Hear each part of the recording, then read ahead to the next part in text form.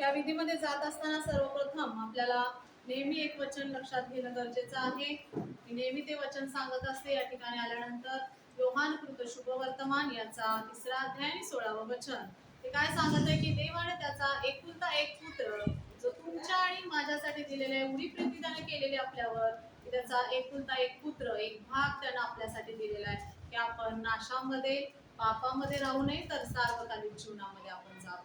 ठीक आहे. तर बघा, देवाला नीतिमान लोक आवडतात की पापी लोक आवडतात?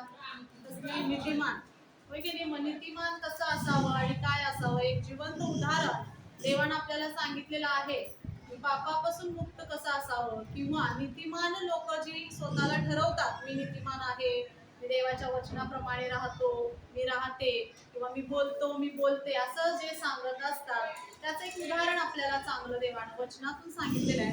आपण नक्कीच त्या वचनामध्ये जाऊयात.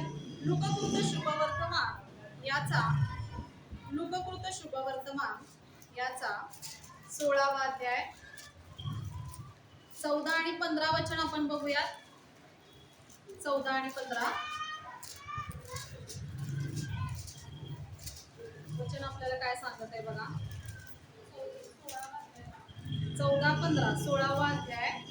गणलोभी पुरुष हे सर्व ऐकत होते व त्याला हसत होते. त्यांनी त्याला म्हटले, तुम्ही स्वतःला लोकांपुढे नीतिमान म्हणून घेणार आहात, परंतु देव तुमची अंतःकरणे ओळखतो. कारण माणसांना जे उच्च वाटते ते देवाच्या दृष्टीने ओंगळ आहे. आमेन. सुंदर वचन आहे आपल्यामध्ये. वचन 14 काय सांगत आहे की धनलोभी परुषी हे सर्व ऐकत होते व त्याला हसत होते. धनलोभी, आज देखील आपल्याकडे एवढं सारं धन असतं, जेवढं आपल्याला पाहिजे तेवढं असतं, पण लोभ आपला काय, मोह आपला काय जात नाही. आपल्याकडे एखादी 2 व्हीलर जरी असली तरी आपल्याला वाटतं की आता 4 व्हीलर कधी घेऊया. 4 व्हीलर आली की त्याच्यामध्ये आणि प्रकार आहेत. मग फॉर्च्युनर पाहिजे, आणि त्याच्या पलीकडे जाऊन म्हटलं तर BMW, किंवा अशा ह्या आपल्या वाढणाऱ्या गोष्टी, धनलोभ. आणि एक आहे बघा उदाहरण, जहा हे धन वहा तेरा मन, असं काही उदाहरण आहे. त्या पद्धतीनं किती जरी कमवलं आणि किती जरी आपल्याकडे असलं तर तो लोभ काय कमी होत नाही. आणि लेडीज मध्ये बघायला गेलो तर एखादीकडे साडी तशी असेल तर आपल्याला वाटतं की माझ्याकडे पण तशी त्याच्या पलीकडची असावी सुंदर. त्याच्यानंतर अनेक गोष्टी त्यांच्या घरात आणल्या तर आम्हाला पण पाहिजे. किती जरी आपण चांगल्या गोष्टी खात पीत असलो, जगलो असलो, आपल्यापेक्षा पलीकडची लोक जगत आहेत जीवन, फुटपाथ वरती जीवन जगत आहेत, एक एक रात्र काढत आहेत. पण परमेश्वरानं आपल्याला सर्व गोष्टींसाठी तृप्त करून ठेवलेलं आहे, तृप्त ठेवलेलं आहे. कुठली गोष्ट आपल्याकडे आता नाही असं आहे का? सगळं आहे, खायला, प्यायला, न्यायला, राहायला, सगळ्या गोष्टी आहेत.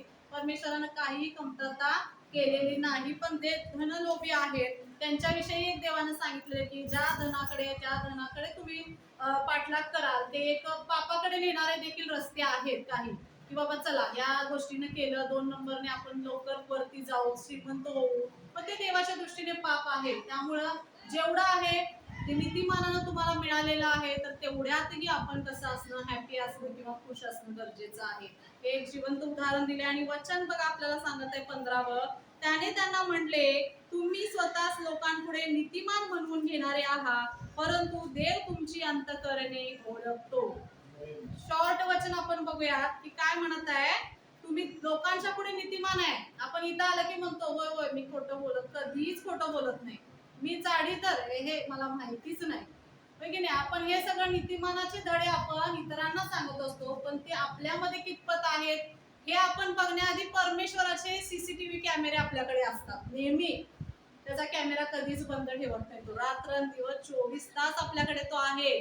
त्याचा कॅमेरा आपल्याकडे, आपण काय करतोय, कुठं बसतोय, काय बोलत आहे, कुणाशी बोलत आहे, या सर्व गोष्टी.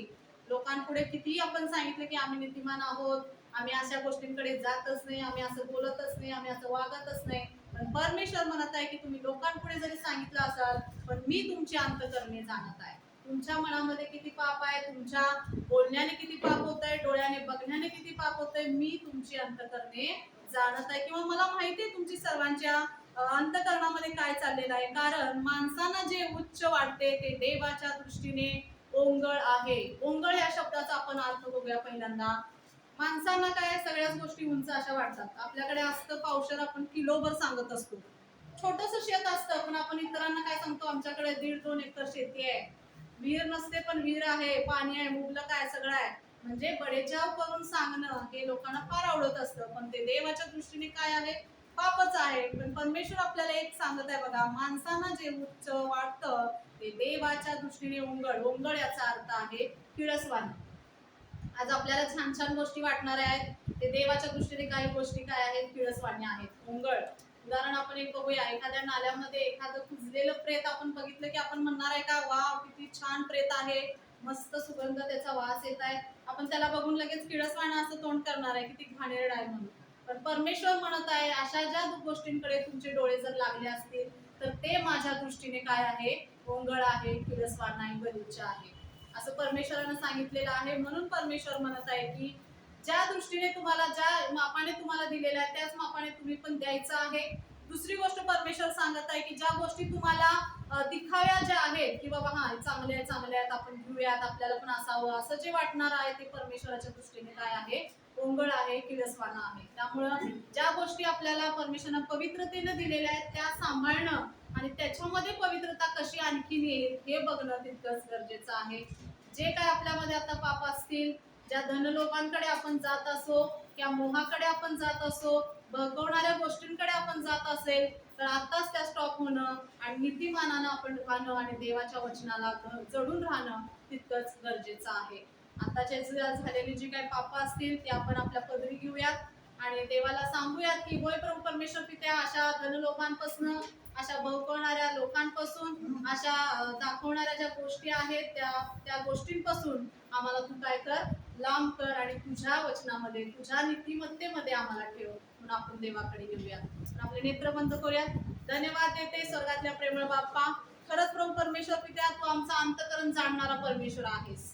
होय प्रभू परमेश्वर पित्या, आम्ही लोकांपुढे कितीही दिखावा केला की हो आम्ही नीतिमान आहोत, पण प्रभू काही वेळा आमच्याकडून ही पाप होत असतील तर माझ्या राजा त्या धनलोभांपासनं किंवा अनेक ज्या गोष्टी आहेत भडकवणाऱ्या, तिकडे नेणाऱ्या किंवा आमच्याकडून झाल्या असतील तरी देखील आम्ही सर्व पाप आमच्या पदरी घेत आहोत. त्या पापांचे आम्ही पश्चाताप करत आहोत, त्याची माफी आम्ही मागत आहोत आणि तुझ्या चरणाजवळ आम्ही येत आहोत. तुझ्या रक्तानं आम्हाला स्वच्छ कर, नीतिमान असं बनव, तुला आवडणारं असं बनव, तुझ्या प्रतिरूपेचं बनव. येशूच्या नावात तू करतोय सुना फार धन्यवाद. सर्व आदर, सर्व महिमा आणि गौरव प्रार्थना तुझा पुत्र येशू उद्धारक आणि तारणाऱ्याच्या नावाने मागत आहे. आमेन.